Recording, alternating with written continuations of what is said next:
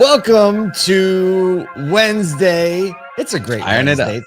It is. Today, we're going to talk about Americans weighing in on EV preferences, lithium sliding backwards, and a physical button feature on its way back. Everywhere I go, the people really want to know who I is and who I be. They stop. I can't wait. I always want to talk about the last story first, and maybe I that's know. why we I don't put know why it is. I always get excited about the last one. I think there's Maybe something why. about just Well, there is. way it It's- the lands. last story of the show is typically kind of like the closest to the ground level of like what consumers are doing and how Right. people feel. So yeah, naturally, we want to talk about it where first. we want to lean in. We're like percentages back. Boo.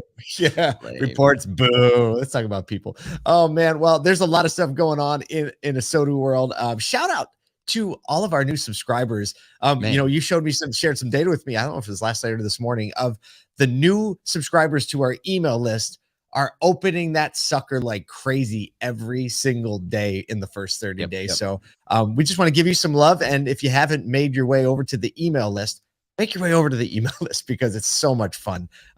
It's like this show, but Please like do. a lot easier to digest. It's a And it's lot in your easier to inbox. digest. Not And as we can loud. do it way before the show starts. We drop it at like 6 Eastern, and so it's You can just share it. wake up to the morning, you can share it Yeah. with people. You understand what you're going into the day with, what happened yesterday a little bit. You get a little bit of laugh. There was a couple hits this morning that were just so on point. So on They point. get me sideways. It's so much fun. So go to aso2.com and check that out. Also, we have a webinar coming up with call review. What is the date on that? Do you know? That is March Put it in the 29th show at notes. 2 p.m. Eastern. March 29th at 2 p.m. Eastern. So you'll want to check that out. That's also, just as a note, I believe that may or may not be our 400th episode anniversary. 400. Well, I haven't done 400 anything. Nothing except for be alive that many days.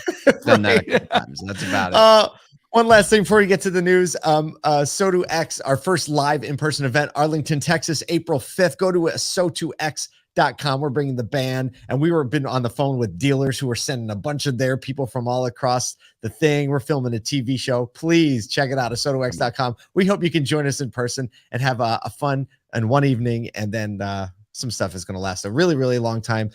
Yesterday's vehicle win in the Motor Madness bracket that's going on surprised me. I picked this one wrong. By an edge. I know. I thought I was all in on the Woody, but the Chevy Camaro IROC took the win. It's a classic car. It's just one that everybody's talking It was about. the car that I wanted when I was a teenager. Like Yeah, it was just. I get it. You had an IROC. You just were owning the world back in the 87s. Yep. Hey, check out today's today's special because we're doing the modern side of the bracket, the 2022 Ford Bronco Raptor and the 2020 Chevy Corvette. This one, I have no clue where it's gonna. I know which one I would pick. I'm just not really like a sports car guy. I'm not a vet. I don't want to own one. Even though I live real right? close to Bowling Green, I'm just not a big vet guy. So, yeah. But I drive one. All All right. Let's get into some news. According to a recent Reuters Ipsos post, over 1/3 of Americans would now consider buying an electric vehicle for their next car. That's a massive increase. 34% of all respondents said they would consider purchasing an EV. And get this, it is a bit, of course, they got to bring partisan politics into this. yeah, naturally. Democrats are more likely to consider it. They came in at 50%. So half of Democrats would consider an EV, half wouldn't. Republicans, only 26% of Republicans and 27% of independents would. So obviously there's some worldview issues going on there, or at least some like, I should vote this way because I'm affiliated with them. I don't know. 56. Here's my question. Yeah, we'll go through a couple more, but it's still, this is my question. And this is the same question that we're going to have as we do a bunch of man on the streets this year throughout a bunch of cities is like, do people want an AV? Would they consider purchasing an EV, or is an EV somewhere in their future in the next 10 years? Like, what's the question that we need to be asking to understand the market demand for EVs? Yeah, like that's a really right. How you asking? It kind the of blows questions my and what mind that question are you asking? 100% wouldn't just be like, I'd consider it. Yeah, that's a consideration on the playing field. I think there are people. I think there are a lot of people who are like know enough about it to know that like, nah, I don't want to deal with that. And so I Yeah, wouldn't at least consider right it. now. You know, I That's think, and again, how much of that is rhetoric, how much of it is true? I don't know. But 56% of respondents did say they wouldn't be willing to pay any more than $49,999. So right. 50 grand seems to be the magic mark for more than half of the people. Got to be less. And over a third of the people said they would only consider it if it had more than 500 miles of range. So obviously range is affecting that. So if you think of it, like even like 50% of Democrats said they would consider it, but of those, right, only like 30% of them would do it if the range was, has to be over 500 for them to continue the consideration. Yeah, I mean, I think about that. Like, we just bought a van, and that thing gets like 550 miles. It's a hybrid. Dude, you feel great. I so feel you took amazing. a trip to Atlanta. So we you literally got to Atlanta took a trip to Atlanta, ran back and forth between our hotel and the aquarium like 5 times. One tank all the way back to Nashville, full tank, ready to go. Like it was all like, and my wife still had a day of driving left on that thing. Oh, that makes you feel good. Yeah, you're not trying to charge 6 times in there. In the next several weeks, the EPA plans to propose new, more stringent vehicle emissions rules that will go at least through in the year 2030. It'll go through the year 2030 model year. The restrictions everybody that's in the delegation just loved the rounding days when they were in elementary school. They were like, just round up, just round up to 2030. Absolutely. Why? Because you can. It's far enough away. It's far enough away. All right. Well, speaking of EVs and surrounding issues. Stop. Segue. Time.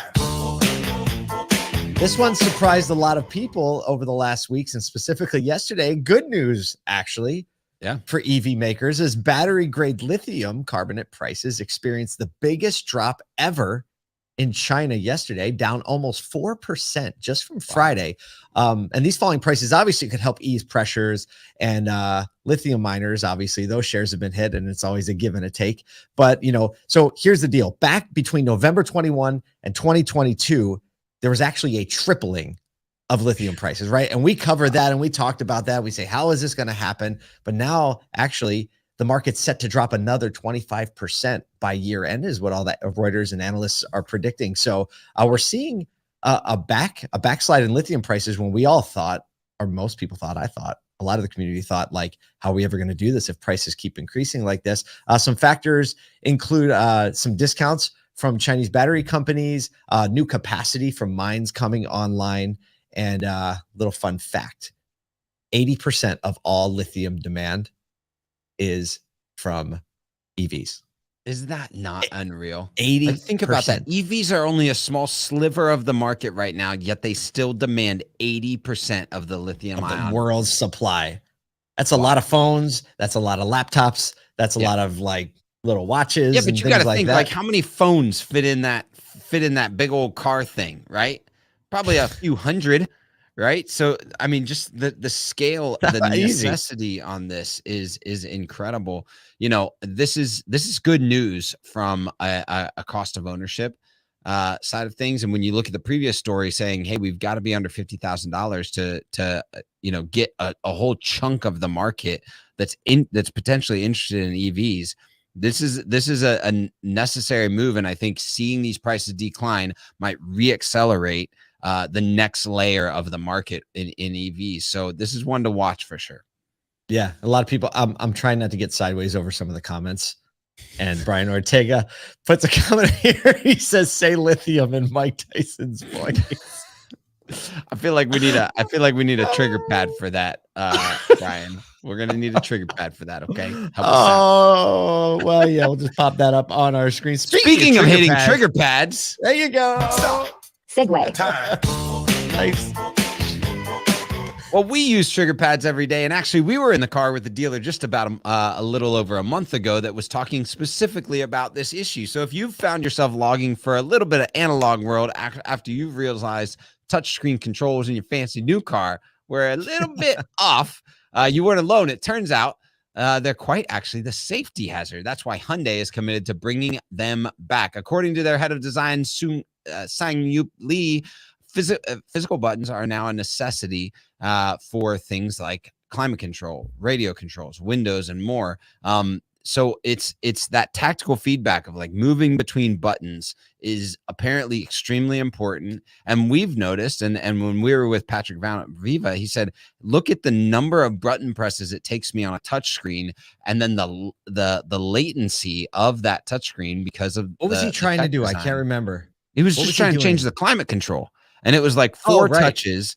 And then there was latency between each button press. So his attention, it was like a 10-second exercise of to like change high the level cabin attention, temperature because 2 there was no degrees. physical feedback as to like a button or a feeling of just being able to stay there. He had to be on it. So that's this is super smart, I think, from Hyundai to recognize that, keeping some level of physical button control is really important. And in balancing touchscreen controls, I'll give you this anecdote on the Mazda. Still to this day, the touchscreens are actually disabled. That they actually aren't even touchscreens. It's all of the controls are way forward in the dash, and it all is managed by their kind of command center. And I actually prefer that, because in the Toyota that we also own, the majority of it's touchscreen, and it actually does. I recognize myself having to look over as opposed to just get natural and native to the buttons. Yeah, I love the analog buttons for the certain features. I mean, when you need deep menu, like the first experience I had with this was a Durango. It was like a 2019 Durango maybe. And it was like, why do I need to tap 3 times to get to my heated seats? Or why do I need to tap 3 times to change the climate control? It was really frustrating. I'm like, well, maybe I'm just getting old. Well, apparently I'm not just getting old. I'm a rational human being.